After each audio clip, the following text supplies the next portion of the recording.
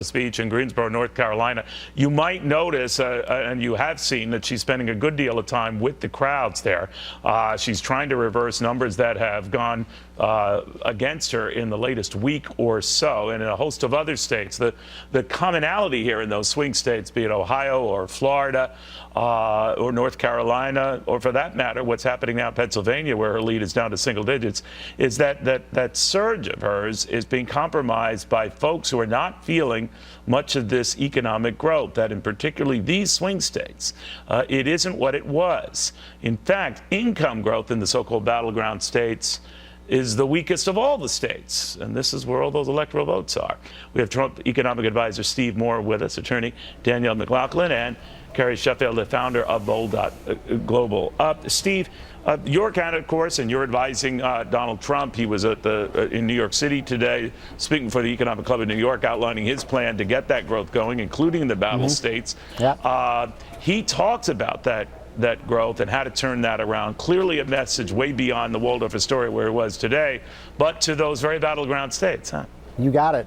And, you know, I was there today, Neil, and watching that speech, and helped a little bit with the preparation of that speech and the plan itself. And then I just watched on your network Hillary's speech, and you know, it was night and day. I mean, Donald Trump really did put out a very specific plan: what we're going to do on taxes, what we're going to do on energy policy, how we're going to roll back regulations, what we're going to do about Obamacare. And Hillary, I didn't hear much of a plan to do much of anything.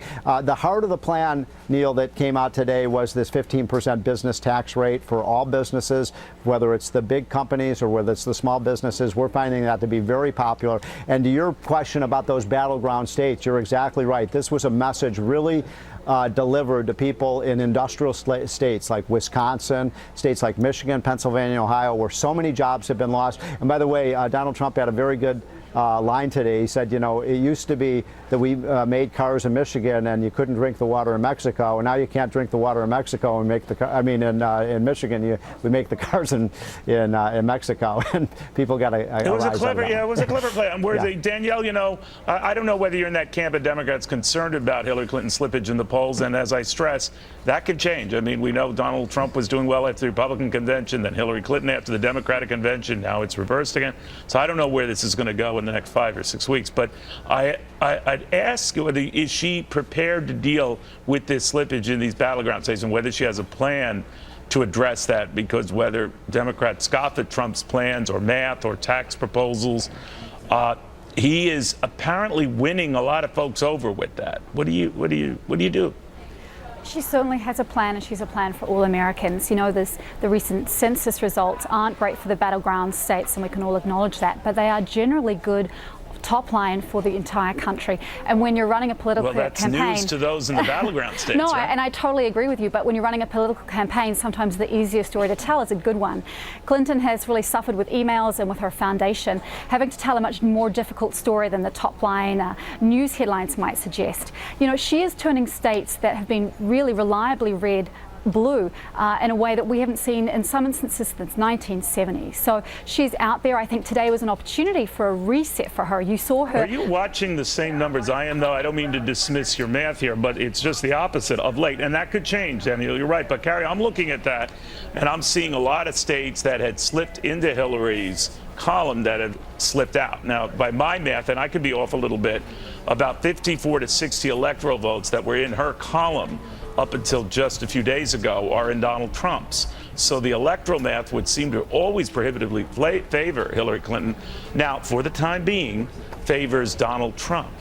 Sure, there has certainly been some tightening. You know, the convention bump that Hillary got has dissipated. She's had these major health problems, the scares. But I gotta be honest, Neil, I think Megyn Kelly said it well last night. Colin Powell's emails, as scandalous and maybe too salty as they were, a lot of people agree. A pox on both houses. The fact that it's so tight means that nobody's running away with it. I mean, Stephen, seriously, your candidate, he's got to clean things up. When you hear him talk, a lot of times he sounds there's no daylight between him and Hillary Clinton. When he's talking about free nanny state care for everyone, done. There's no such thing as free nanny state care. When you hear him, praising government health care, universal health care, there's no such thing as free health care. There's not a lot of daylight, and so people are upset. Trump should be running away in states where there's battlegrounds, because economically, people are willing for something different. I thought it was just the opposite, that it was the Hillary Clinton folks who were amazed that there was a contest going on here. It's the old John Lovitz SNL skit. Can't believe I'm losing to this guy, but I could be wrong. But Steve, the one thing I did want to raise with you is that you kind of came up with a plan that many say calls for doubling the type of growth we have now and doing it with dramatic tax cuts that his critics say is going to worsen deficits and going to compound the debt problem. You say what to that? Well, a couple things. I mean, first of all, to this line that the top line numbers of the economy are good. No, they're not. No, they're not. To most Americans, they're not. 2/3 of Americans think the economy is going in the wrong direction. That's been consistent for the last 2 years. You look at the new census report that came out. There's no killer statistics for Hillary. The average family has a lower income, is poorer today than they were 10 years ago. I mean, how in the world can you run a gun on that economic message? Now, what Trump is basically saying is we're going to get the economy moving by getting the government off the back of businesses on the taxes and on the regulations. And he made a good point today, Neil. He said, look, when I talk to businessmen and women, whether they're talking about manufacturers or Silicon Valley companies, or whether you're talking about small businesses, they say the regulatory stranglehold that's been imposed by Obama is an even bigger problem than the tax code. But this is the old Reagan formula. It's the formula of cut taxes, get the government off the back of businesses, and they will expand and they will bring Real their quickly, jobs Danielle, back. do you think that's going to register? You think it's going to register? Sorry, Danielle? Yeah, I mean, I don't think, James Carville said in 1992, it's the economy, stupid. I just reject the notion this is ultimately going to be about the economy.